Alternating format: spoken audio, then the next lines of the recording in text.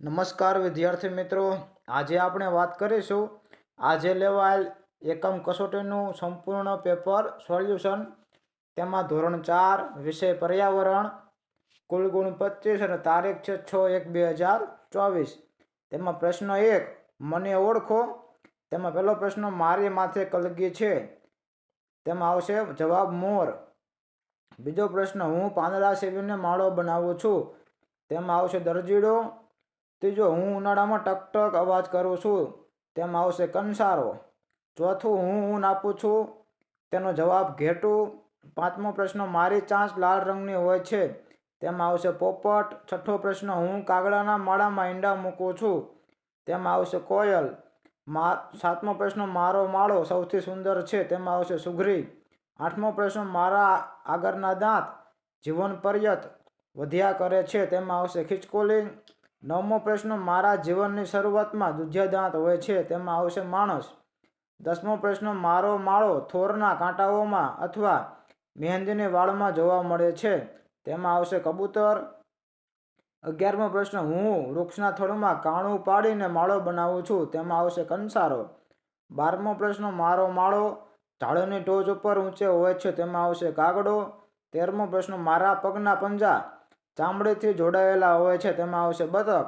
14મો પ્રશ્ન, હું ફૂલોનો રસ ચૂસીને મધ બનાવું છું. તેમાં આવશે મધમાખી.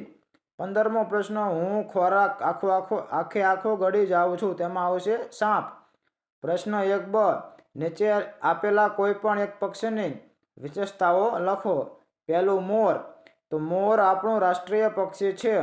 મોરના માથે કલગી હોય છે. તેનો રંગ ભૂરો હોય છે. તેના પીછા સુંદર હોય છે. બીજું, કબૂતર. કબૂતર પોતાની બંને પાંખો આજુબાજુ ફેલાવી પગ ઉપર ખેંચીને સીધી લીટીમાં ઉડે છે. તે ઘૂઘુ ઘૂઘુ એવો અવાજ કરે છે. ત્રીજું, સુગરી.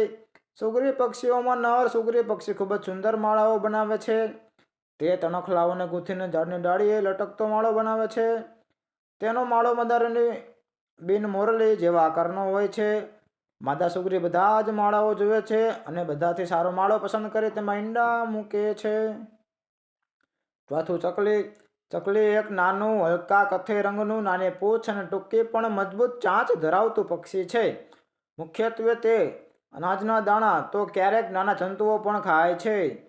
પાંચમો પ્રશ્ન, કાગડો.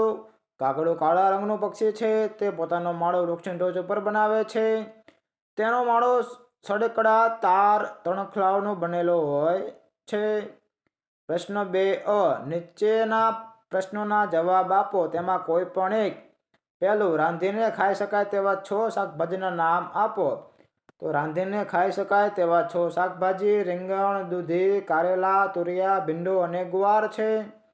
બીજો પ્રશ્ન, કાચા ખાઈ શકાય તેવા 6 શાકભાજીના નામ લખો. તેમાં આવશે કાચા ખાઈ શકાય તેવા ફુલાવર, કોબીજ, ટામેટા, મૂળા, કાકડી અને ગાજર છે. ત્રીજું, તમારા વિસ્તારમાં શિયાળામાં કયા કયા પાકનું ઉત્પાદન થાય છે?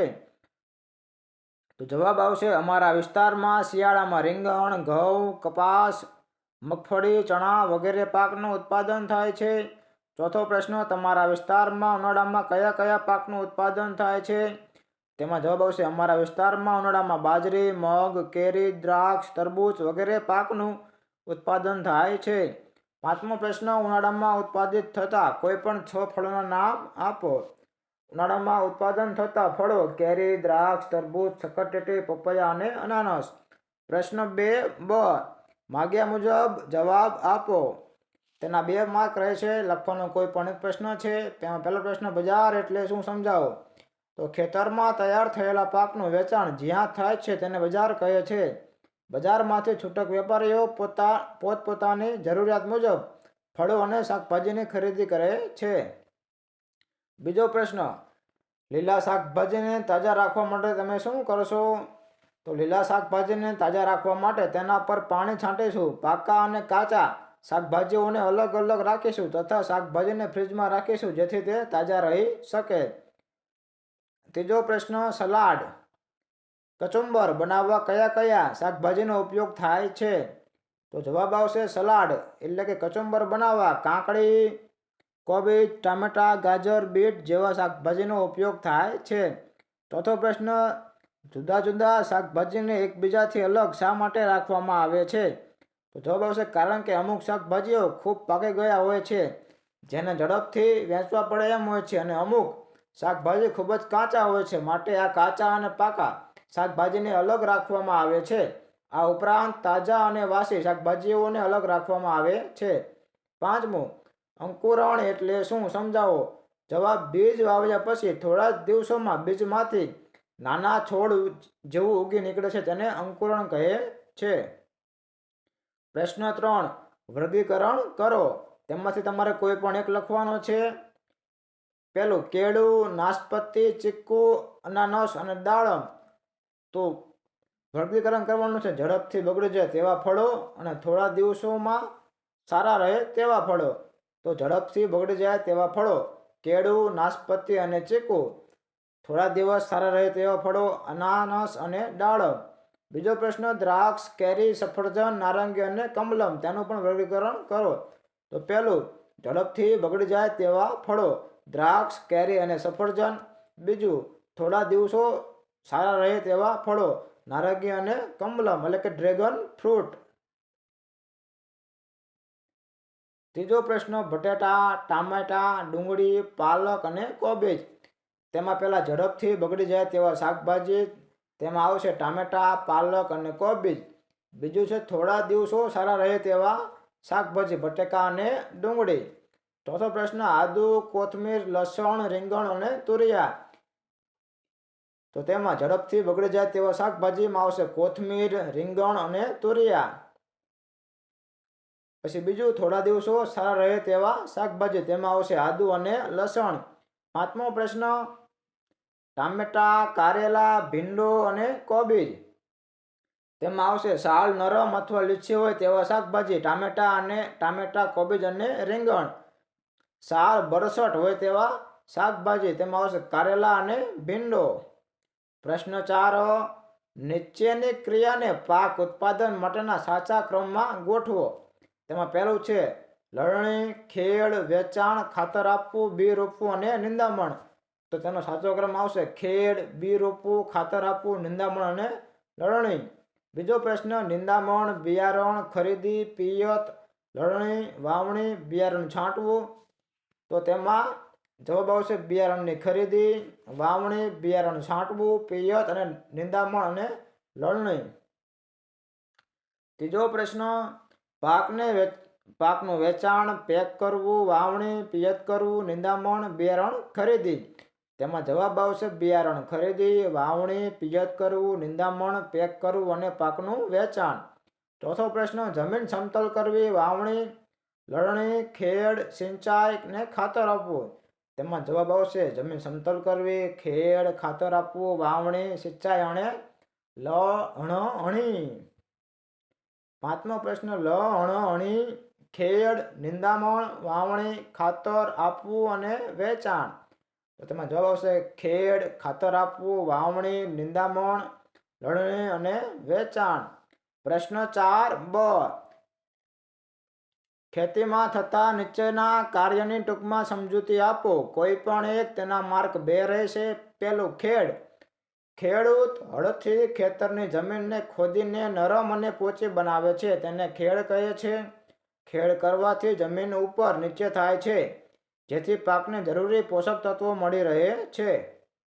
બીજો પ્રશ્ન, નિંદામણ, ખેતરમાં વાવ્યા વગર પાક સાથે ઉગી નીકળતા વધારાના પાકને દૂર કરવાની ક્રિયાને નિંદામણ કહે છે. જો યોગ્ય સમયે નિંદામણ ન કરવામાં આવે તો મુખ્ય પાકને ઓછા પોષક તત્વો મળે છે. ત્રીજો પ્રશ્ન, વાવણી, પાકને બીજ દ્વારા જમીનમાં વાવવાની ક્રિયાને વાવણી કહે છે. વાવણી કરવા વાવણીઓ નામના ઓજારનો ઉપયોગ થાય છે. ચોમાસાની ઋતુમાં વરસાદની શરૂઆત થતાં ખેડૂતો વાવણી કરે છે. ચોથું છે લણણી, પાક તૈયાર થયા પછી તેને કાપવાની ક્રિયાને લણણી કહે છે. લણણી માટે જુદા સમયમાં દાંતરડાનો ઉપયોગ થતો. આધુનિક સમયમાં આધુનિક મશીનો દ્વારા લણણી કરવામાં આવે છે. પાંચમો પ્રશ્ન, સિંચાઈ, પાક વાવ્યા પછી પાકને પાણી આપવાની ક્રિયાને સિંચાઈ કહે છે. સિંચાઈની વિવિધ રીતો છે, જેમ કે ધોરિયા પિયત પદ્ધતિ, ટપક સિંચાઈ પદ્ધતિ, ફુવારા પિયત પદ્ધતિ. પ્રશ્ન 5 નીચેના પ્રશ્નોના જવાબ આપો, કોઈ પણ એક અને 3 માર્ક. પહેલો પ્રશ્ન, ખેતીમાં વપરાતા કોઈ પણ 2 ઓજારોના નામ લખી કોઈ પણ એકનો ઉપયોગ લખો.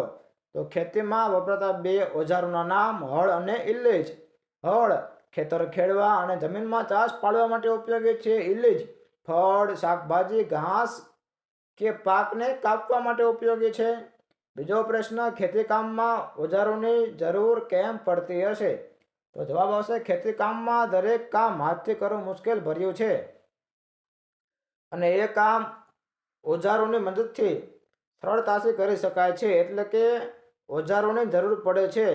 ઓજારોની મદદથી કામ કરવાથી સમયનો બચાવ થાય છે અને કાર્ય સચોટ રીતે થાય છે. ત્રીજો પ્રશ્ન, અનાજની વાવણીથી લણણી સુધી ખેડૂત કેવી કાળજી લે છે?